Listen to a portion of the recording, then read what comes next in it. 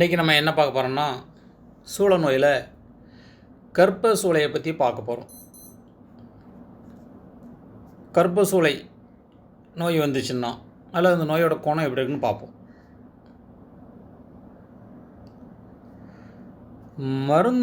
மருந்தீட்டினால்,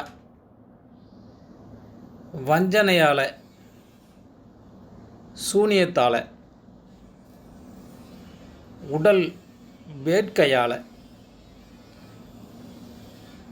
அல்லது மகப்பேறு நேரத்தில் உயிரம் உள்ளுக்கு தங்கிறதுனாலையும்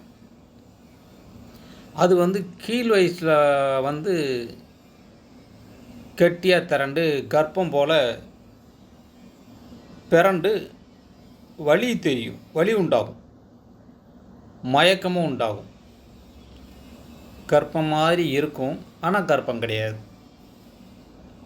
இது கர்ப்பச்சூளைன்னு சொல்லுவாங்க. நன்றி.